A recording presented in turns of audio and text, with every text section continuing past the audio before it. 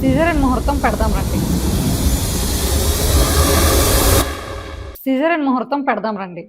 ఏంటి సిజేరియన్‌ని ప్రోత్సహిస్తున్నారని అనుకుంటున్నారా?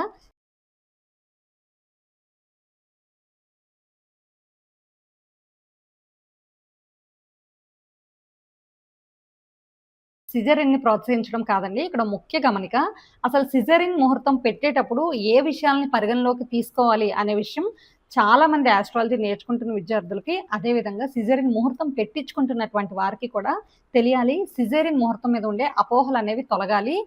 జాతకం అంతా చూసి ముహూర్తాన్ని పెట్టినప్పటికీ కూడా ఏదో ఒక రకమైన కోణంలో ప్రతి ఒక్కళ్ళు కూడా ఇబ్బందులు ఎదుర్కొనే అవకాశం ఉంటుంది. ఎందుకంటే అన్ని రకాలుగా ఉండేటటువంటి బలమైన ముహూర్తాన్ని నిర్ణయించడం బ్రహ్మదేవుడి వల్ల కూడా కాదు అని మన శాస్త్రంలోనే తెలియజేశారు.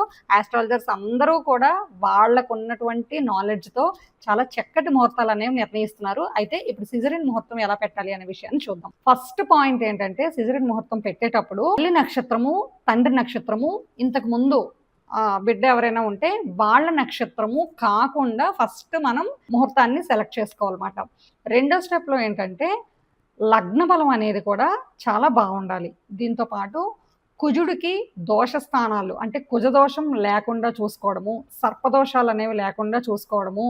చాలామంది అంటారు, "మేడం రాహుకేతువులు లేకుండా చూడండి" అని.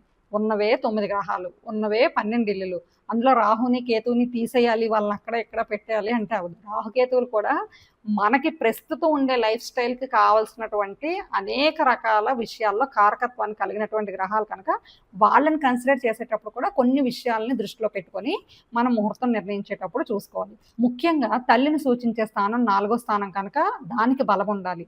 తండ్రిని సూచించే స్థానం 9వ స్థానం కనుక దానికి కూడా బలం అనేది ఉండాలి.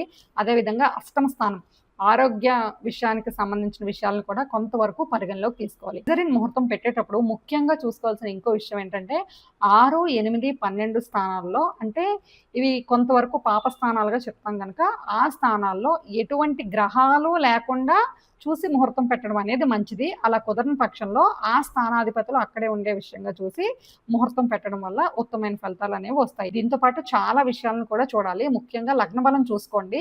అదేవిధంగా ఆయుర్దాయం ఎలా ఉంది, ఎడ్యుకేషన్ ఎలా ఉంటుంది అనే విషయాలను కూడా పరిగణలోకి తీసుకొని సిజేరియన్ ముహూర్తం అనేది నిర్ణయించాలి. అమావాస్య రోజు, చతుర్దశి రోజు అదేవిధంగా శుక్ల పాడ్యం రోజు కొంతవరకు ముహూర్తాన్ని అవాయిడ్ చేయడం వల్ల ఉత్తమమైన ఫలితాలు అనేవి వస్తాయి.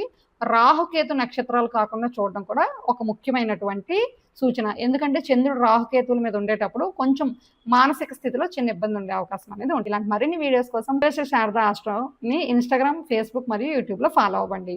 మీరు ముహూర్త సంబంధ విషయాల కోసం మమ్మల్ని సంప్రదించాలి అనుకుంటే స్క్రీన్‌లో కనిపించే ఫోన్ నెంబర్‌కి ఫోన్ చేయడం ద్వారా అపాయింట్మెంట్స్ అనేవి తీసుకోబడతాయి.